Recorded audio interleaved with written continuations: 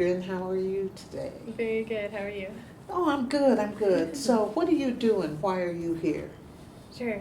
I am the founder of Flint Soup, and it's a crowdfunding platform for entrepreneurs, people with ideas, and startups, and we provide seed funding for them. Oh, you do? How Yeah. long has it been in existence?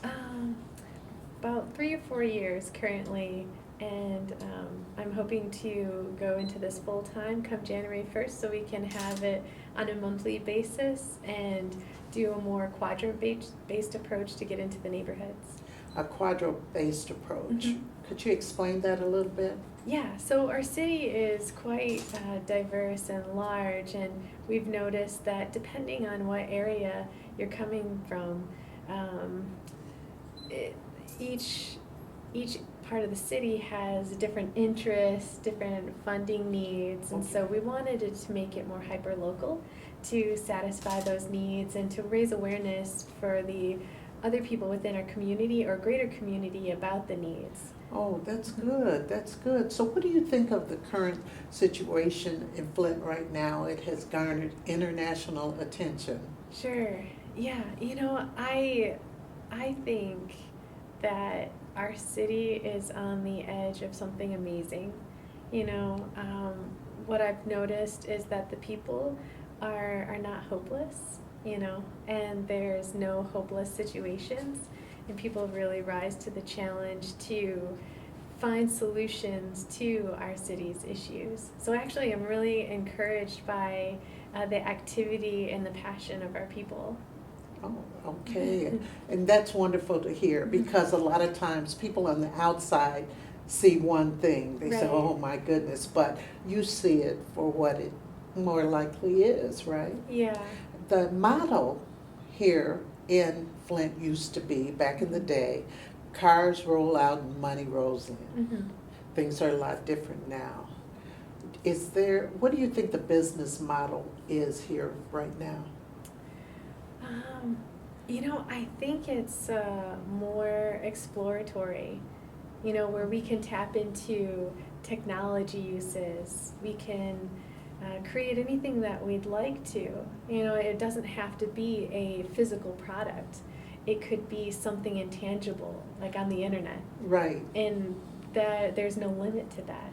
And you can see a need in the community Mhm. and want to meet that need, isn't that right?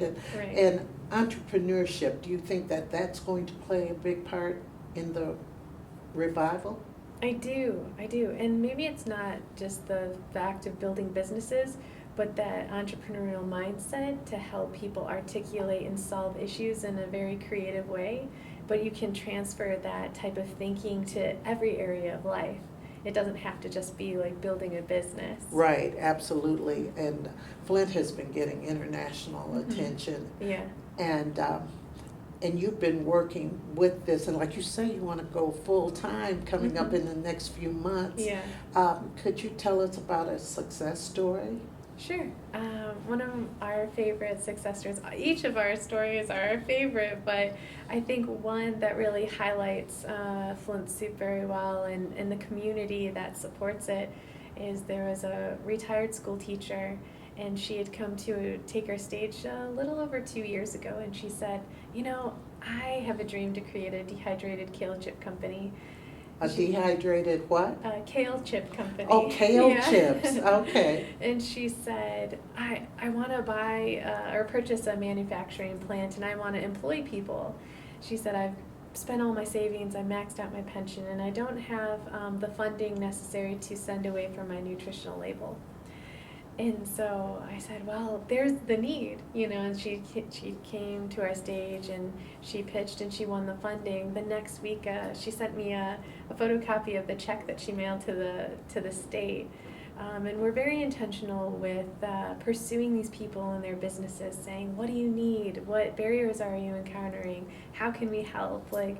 What networking events or workshops or education do you need to help supplement, the things that you're growing into as an individual and a business. And 2 years from the day that she took the stage at Flint Soup. She became a Whole Foods distributor for the state of Michigan. Really? Yeah, and featured in the New York Times. And we can replicate that process and tell the story, because her success is our community's success, and that's exactly what we want. Absolutely. What advantages do you think that Flint can take with this notoriety? What do you think the advantage, you can make an advantage out of all of this notoriety right now? Yeah, you? I mean, the world is watching.